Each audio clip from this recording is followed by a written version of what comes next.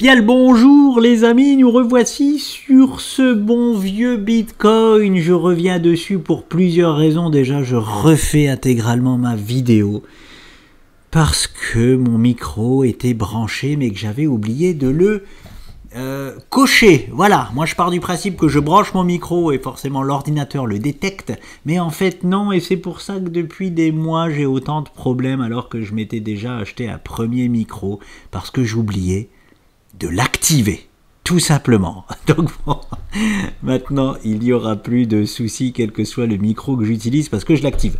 Alors on y va, pourquoi je viens sur le BTC alors qu'il ne s'est pas passé grand chose parce que j'ai eu pas mal de gens qui m'ont contacté personnellement en me disant qu'est-ce qui se passe sur la crypto, c'est fini, ça corrige, les altcoins ils ont pris une claque, voilà. Et c'est intéressant de constater, et là j'envoie un message à tout le monde, hein, c'est de savoir qui vous êtes. Hein. C'est important vraiment que vous sachiez qui vous êtes. En plus j'ai vu des gens alors qui ne se sont pas adressés à moi mais à plein d'autres youtubeurs en disant ah tous les youtubeurs ils nous ont vendu un bull run alors qu'il arrive jamais. Alors c'était pas pour moi, hein, mais je le prends pour moi parce que je fais aussi des vidéos YouTube et je vends aussi un bull run, hein, crypto-monnaie, donc je le prends aussi pour moi même si ça ne m'était pas adressé. Bien évidemment, j'ai commencé à faire des vidéos YouTube parce que je vois trop de merde sur YouTube et j'avais du coup envie de donner mon avis. Voilà, ça c'est la première chose.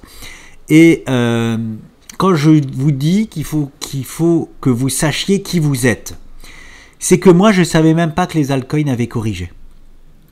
Alors que je suis trader, alors que je fais que ça. Tous les jours en bourse, en crypto-monnaie, je suis mes positions, je regarde et tout ça. Sauf que en crypto-monnaie, comme je vous l'ai dit, je suis pour l'instant quasiment que en mode investisseur. Et c'est ça qu'il faut que vous compreniez. C'est qu'est-ce que vous êtes? Est-ce que vous êtes un trader? La réponse déjà elle est non. Je vais vous le dire franchement, ne le prenez pas mal, mais elle est non. Si vous suivez mes vidéos, si vous regardez tout le temps, c'est que vous n'êtes pas un trader, sinon vous n'aurez pas besoin de regarder mes vidéos pour savoir où est-ce que le marché en est. Voilà. Concrètement, vous n'en aurez pas besoin. Vous ferez même peut-être vous-même des vidéos. Si vous voyez que par exemple que mon travail, attends, il raconte que de la merde, lui, qu'est-ce qu'il fait? Donc je vais partager comment dire, vous allez faire tout simplement comme moi. Vous allez partager vos analyses, vous allez partager vos investissements, ce que vous faites en concret. Vous voyez ce que je vous dis. Si vous êtes investisseur, et au mieux vous êtes investisseur, sachez-le, vous n'avez même pas le droit de regarder les graphes tous les jours. Si vous voulez, vous pouvez le faire, si vous voulez. Mais moi, je vous dis ce que je fais. Hein. Pourtant, je fais du trading, que ce soit crypto-monnaie ou surtout boursier, parce que dans la crypto, je suis surtout investisseur, mais je fais du trading tous les jours et pourtant, je ne regarde presque pas mes investissements crypto-monnaie. Pourquoi? Parce que je suis un investisseur. Et c'est quoi un investisseur? C'est j'ai posé mon argent sur des points clés. Maintenant, j'attends tout simplement que ça délivre la performance. Vous savez, et regardez, je vais vous dire ce que je fais exactement. Hein. La seule chose que je fais dans la crypto, c'est analyser le Bitcoin parce que le seul grand patron, le seul qui sait tout, s'il va y avoir un bull run ou pas, c'est lui là. C'est lui le grand patron, c'est personne d'autre. Il n'y a que lui qui sait. Donc, pourquoi moi je vends un bull run crypto-monnaie? Parce que ça s'est toujours passé comme ça dans 100% des cas. Voilà, déjà pour commencer.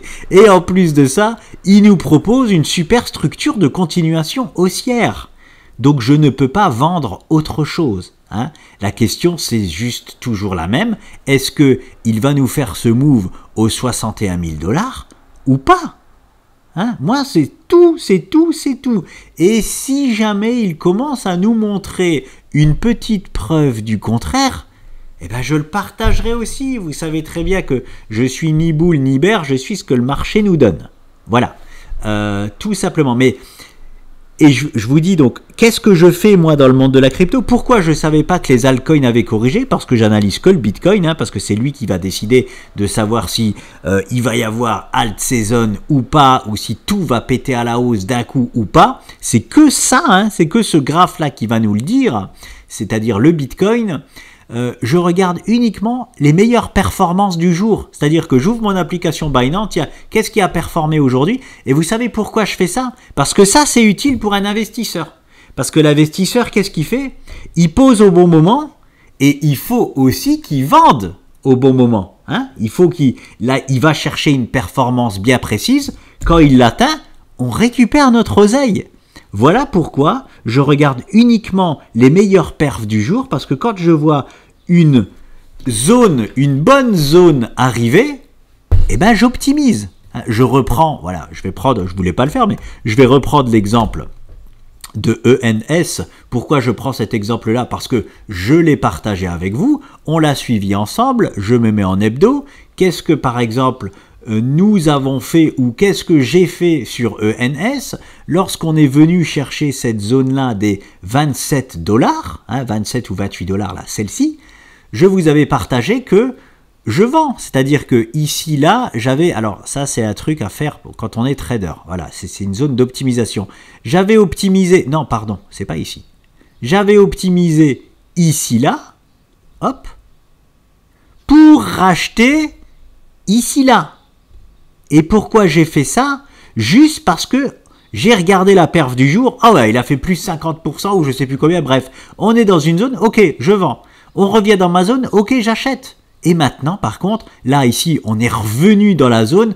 Est-ce que je vends? Bien évidemment que non. Cette zone-là, je l'ai déjà optimisée. Terminée. Maintenant, qu'est-ce que je vais chercher sur ENS? C'est cette zone-là. Hein, c'est tout. Et il n'y a que là que j'optimiserai. Voilà, je suis... Bon... C'est pas un bon exemple parce que là, j'ai fait du trading là. J'ai pas fait le vrai mode investisseur où j'achète en bas et j'attends de venir ici et je vends. Voilà dans ce que vous êtes. Sachez-le. Vous avez acheté une bonne zone, quelle qu'elle soit. Là, on prend l'exemple de ENS. Par exemple, vous avez acheté la zone là ou vous avez acheté la zone rouge là. Ok? Et bien maintenant, vous attendez tout simplement qu'on vienne dans la zone là et là, vous vendrez.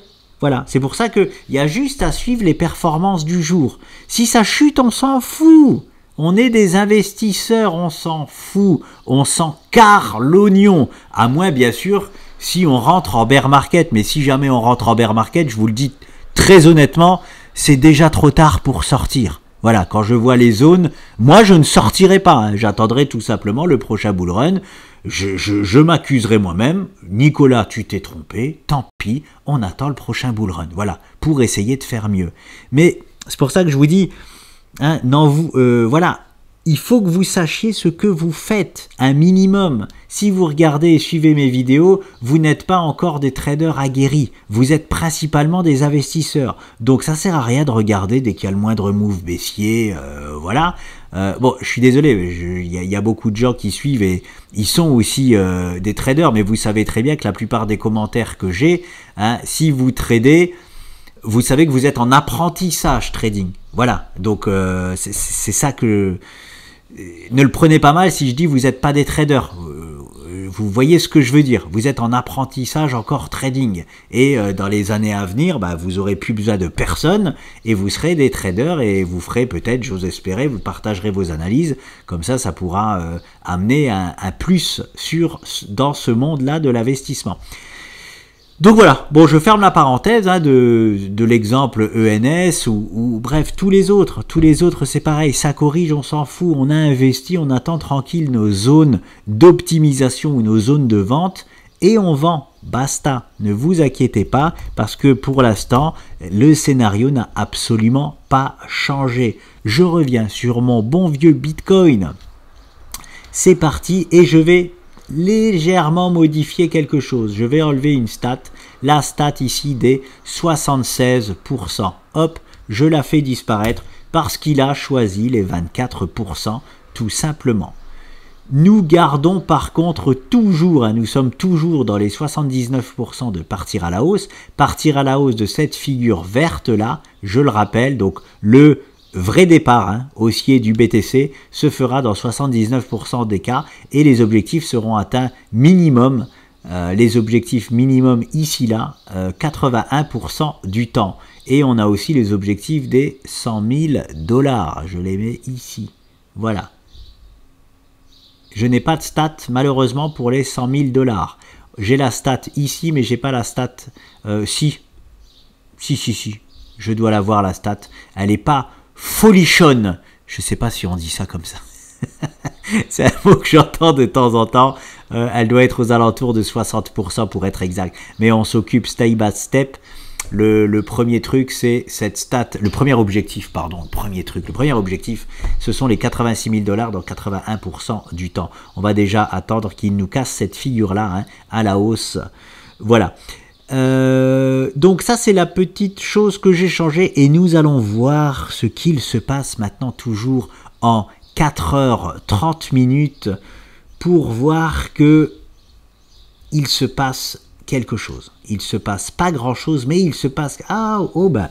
écoutez, quand j'ai fait la première vidéo, sans le micro, nous n'avions pas encore récupéré cette zone-là et c'est avec joie que je vois que nous avons déjà récupéré cette zone-là. Bon, je vais quand même vous en reparler comme si nous ne l'avions pas récupéré parce que c'est ce que je disais dans ma vidéo précédente. Attendez, hop, je me mets bien en H4 et maintenant en 30 minutes parce que c'est en 30 minutes. Je ne sais pas encore comment je vais intituler cette vidéo, mais je voulais vous dire principalement que pour le rebond, il faut d'abord que l'on renverse la tendance 30 minutes, puis la tendance H4. Voilà. C'est pourquoi je fais cette vidéo-là, c'est ça, c'est surtout pour vous dire que nous voulons d'abord inverser la tendance 30 minutes, qui est baissière. On est toujours en tendance baissière jusqu'à preuve du contraire. Et les preuves du contraire, lesquelles sont-elles? Non, ça se dit. Lesquelles sont-elles? J'espère que ça se dit comme ça. Bref, il faut que, et ça y est, c'est chose faite. Voilà, mais ce n'était pas chose faite quand j'ai tourné la vidéo. C'était qu'il fallait récupérer ce niveau-là. Ça y est, c'est chose faite. Génial, bravo, c'est la première indication qu'il se passe quelque chose, c'est-à-dire que je vous avais aussi dessiné cette figure jaune en vous disant, voilà, on est en train de tergiverser depuis 3 séances, il faut maintenant qu'on la récupère, ça y est, nous l'avons récupérée, nous avons cassé cette figure-là à la hausse, bien joué, voilà. Premier signal de rebond du Bitcoin, de bottom trouvé ici. Attention, c'est pas le signal le plus important.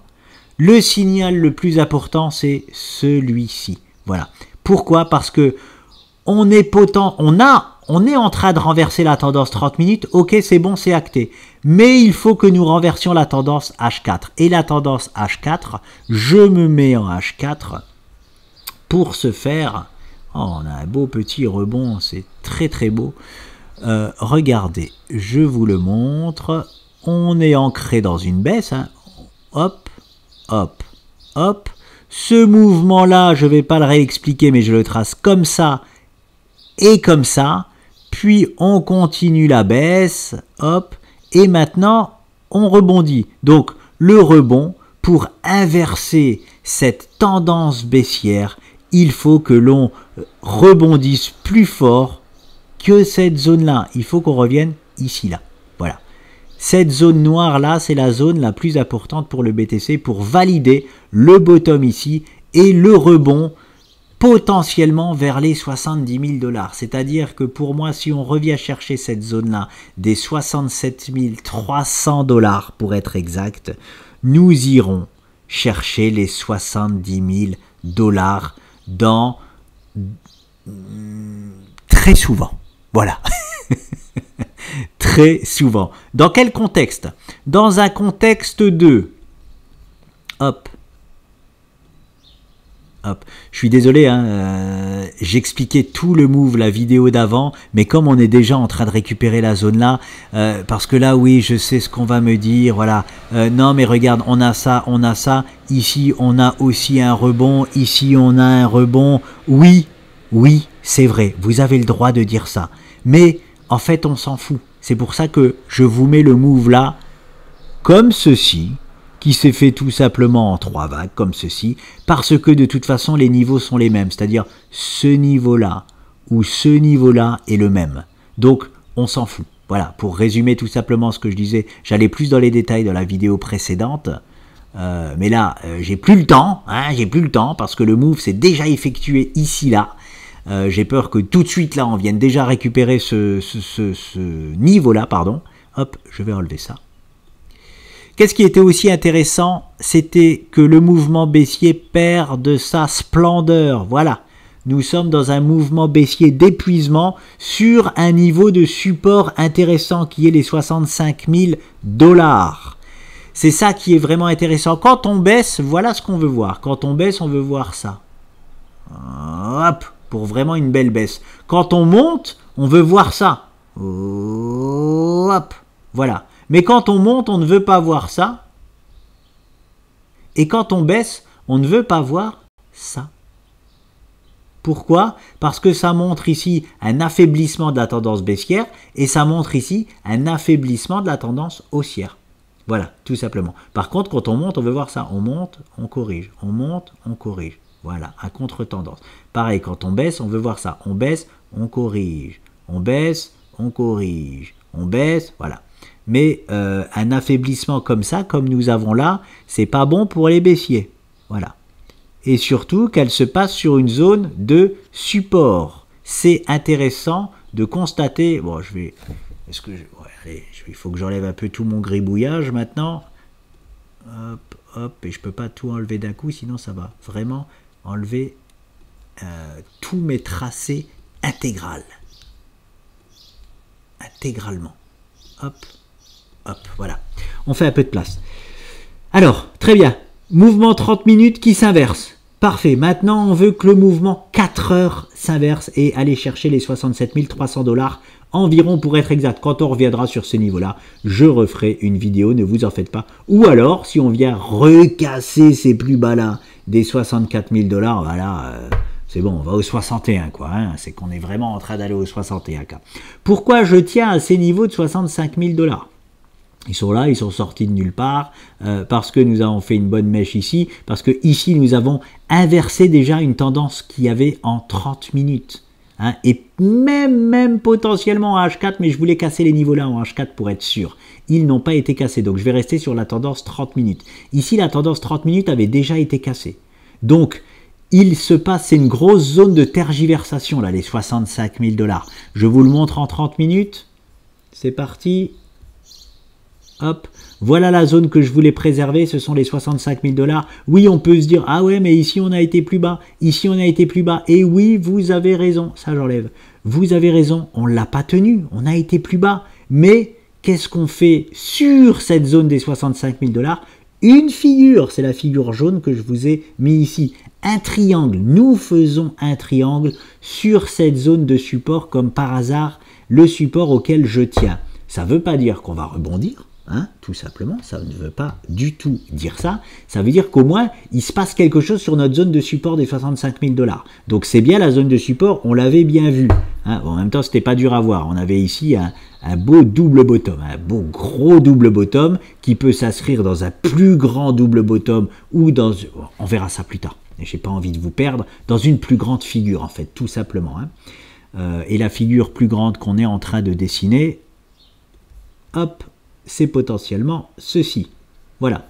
Soit un triangle d'élargissement descendant, soit une épaule, tête, et si on a une autre épaule, épaule, tête, épaule, encore une fois, inversée. Je l'enlève pour le moment. Nous verrons ça déjà si nous remontons chercher les niveaux des 67 300 $ qui me sont chers.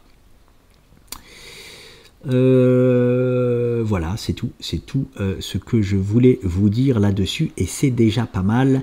Donc maintenant que les niveaux là ont été récupérés, hein, je le répète, jetons un œil ici, c'est très intéressant pour la suite. Qu'est-ce que je voulais vous montrer d'autre? Le plus important aussi, c'est le plus intéressant aussi, c'est de voir ce qui se passe sur la dominance du BTC. Donc je me remets ici en daily. Hop, pour vous montrer ce qui se passe. On est sur une belle figure ici de continuation haussière en daily. Voilà, vous allez voir pourquoi je vous remontre ça. Ah, mon move à la Madame Irma, je le garde. Hein. Je le garde, il est toujours valide. ça va être trop long. Bref, il était juste là, je le décale juste ici. Hein. Voilà, on le garde. On le garde ce move-là, qui se fera potentiellement un petit peu différemment, c'est-à-dire que, le move à la Madame Irma, je vous le mets ici en plus grand, c'est ça, mais peut-être que cette partie du move-là risque de se passer, elle aussi, comme ça. Hop, hop. Et du coup, qu'on aurait en fait, hop, hop. Ce move-là plutôt. Hop, j'enlève ça. J'enlève celui-là aussi. Et je vais vous dessiner celui-ci en un peu plus petit. Alors, c'est parti. Tac, tac, tac, tac, tac. Voilà. Hop, hop. On garde ça dans un coin de notre tête avec nous. Ici, c'était pour... Voilà. Bon, bref, on s'en fout. De toute façon, on s'en fout. L'important, c'est de voir si ça rebondit ou pas. Donc, on est sur le BTC. Ça consolide latéralement. Hein, très bien. Dans cette figure verte de continuation haussière pratiquement 80% du temps. Donc, on est dans une grosse figure de continuation haussière. On est d'accord? Là, on est sur le BTC classique. Maintenant, je vais sur le BTC dominance. Hop. Qu'est-ce qui est intéressant sur ce graphe? Je vais vous mettre en hebdo. C'est très intéressant. C'est pour, en fait, prévoir, entre guillemets, les alt season. Qu'est-ce qu'on constate? On constate, on l'avait déjà travaillé il y a très longtemps, hein, j'y reviens rarement, mais ici, là, nous avions un magnifique triple bottom, ou peu importe comment on appelle ça, double, triple, quadruple bottom. Les objectifs étaient cette ligne noire ici, regardez cette zone noire que nous avons parfaitement été méchés dedans, été cherchés. Les objectifs, c'est bon, sont validés. Et qu'est-ce que nous faisons sur ces objectifs-là? Regardez. Nous faisons une figure d'épuisement haussier, on est d'accord, hein, sur une zone de prise de bénéfice, donc de probable correction. On a un épuisement haussier sur une zone de probable correction. Ça, c'est ce qui est important. Maintenant, on va analyser le petit move là que nous avons plus en détail. Et qu'est-ce que nous avons? Nous avons un beau potentiel triple top. Daily, pas des moindres, daily. Hop. Alors, ce serait un premier top, ce serait un deuxième top, et ce serait potentiellement un troisième top. Attention, je ne fais pas comme tout le monde, c'est-à-dire que ça, c'est potentiellement ce que je vois, c'est-à-dire un triple top se dessiner. Voilà, nous ne l'avons pas encore. Hein? Pour l'instant, la seule chose que nous avons, c'est un double bottom. Et là, on est en train de faire une petite anse. Donc, on peut très bien faire ça. Hein? Voilà. Ça, c'est ce qu'on a pour le moment. Voilà. La question, c'est est-ce qu'on fait ça ou est-ce qu'on fait un triple top de retournement baissier? Je préfère mon triple top de retournement baissier parce que nous sommes sur une zone de prise de bénéfice et que nous sommes sur une figure d'épuisement haussier. Donc voilà. Mais je ne me voile pas la face. On a un potentiel double bottom de continuation haussière. Hein. Attention, attention. Hein. Et il faut dire ce que le Bitcoin nous dessine. Et pour l'instant, on en est là. On n'en est pas dans ma spéculation du triple top. Donc, on peut potentiellement avoir un triple top. Pourquoi? Parce que, comme je vous l'ai montré avant, on est ici dans une figure d'épuisement haussier, quand on est de l'autre côté sur une figure alors qui se fait à la baisse, mais qui est de continuation haussière. Alors que là, on a une figure d'épuisement haussier qui nous montre une correction. C'est-à-dire que d'un côté, on a le Bitcoin qui nous montre qu'il va à un moment donné partir à la hausse, et ici, on a potentiellement une figure qui nous montre qu'on va partir à la baisse. C'est juste ultra intéressant. Pourquoi? Parce que le graphique de la dominance du BTC, ce qui est le plus important à comprendre, et là je vais en hebdomadaire, ce sera plus facile à comprendre, c'est qu'il y a des zones clés. Je n'analyse pas ce graphe dans le détail du daily, parce que c'est pas aussi simple que ça. C'est pas parce que ce graphe monte que forcément le Bitcoin chute et que tout chute. Et c'est pas que quand ce graphe descend, que, descend, hein, tout simplement, que je dise pas de bêtises, descend, que forcément il y a une halte saison. C'est pas aussi simple que ça. Voilà. Mais la chose la plus intéressante tout de même, c'est que la plupart du temps, hein, et la preuve en est de ce qui s'est passé en 2020-2021, ou même ce qui se passe maintenant. C'est-à-dire que ici, qu'est-ce qui se passe maintenant? On a une figure comme ceci là, d'épuisement haussier, donc qui nous montre plutôt une baisse. Voilà. Et sur le BTC, qu'est-ce qu'on a? On avait une grosse montée et maintenant, depuis un moment, on a une correction qui nous montre une hausse. Voilà. C'est un mouvement inverse, c'est-à-dire que ici là et ici là, on a un mouvement inverse. On a une figure haussière d'épuisement qui nous montre une baisse et le BTC nous montre une consolidation baissière qui nous montre une hausse. Vous voyez ce que je veux dire? C'est exactement l'inverse. Eh bien, c'est dans ces cas-là, c'est-à-dire que quand ce graphe-là, hop, diminue, donc va aller chercher, parce que je pense fortement qu'on va retrouver la zone rouge ici. Donc, si jamais on fait un move ici fortement baissier pour aller chercher cette zone rouge-là, c'est qu'il y a une grosse alt saison. C'est pour en fait prévoir, entre guillemets, les alt saisons. Et je ne vous le fais pas dire si on va rechercher cette zone-là. Et je vais m'arrêter là. Pourquoi? Parce que plus le temps avance, plus c'est normal que le Bitcoin perde sa dominance face à tout l'univers crypto-monnaie. C'est normal, il y a plein de projets qui se mettent en œuvre, il y a plein de projets qui prennent des parts de marché, donc le Bitcoin perd des parts de marché, c'est tout à fait normal et logique. Hein. Il ne peut pas être le seul grand patron, enfin ça reste le seul grand patron, mais il ne peut pas avoir 100% de la dominance, quoi. Forcément, il y a des choses qui se créent et il perd de plus en plus de dominance. La preuve en est du graphique. Hein, long terme hebdomadaire, vous voyez, c'est qu'on est ancré dans une baisse. Là, on a gros rebond, là, on rechute, voilà. Et là, on revient sur ces niveaux-là, il a repris de la dominance, mais la direction sur le long terme, c'est ça. Voilà, c'est ça. Et c'est normal, hein, c'est tout à fait normal. Donc, pourquoi je vous dis ça? Parce que quand ce graphe-là baisse, quand le Bitcoin perd en dominance, qu'est-ce que cela signifie? Ça signifie que le Bitcoin, soit il consolide, hein, soit il consolide comme il le fait depuis un certain temps là, légèrement, il consolide, et que les altcoins en profitent pour faire des performances. Ou alors, ça veut dire que le BTC augmente aussi, hein, il prend de la valeur, mais tranquillement, et que les alts prennent encore plus de valeur. Voilà, voilà ce que ça veut dire, et ça ne veut absolument jamais dire que le Bitcoin chute.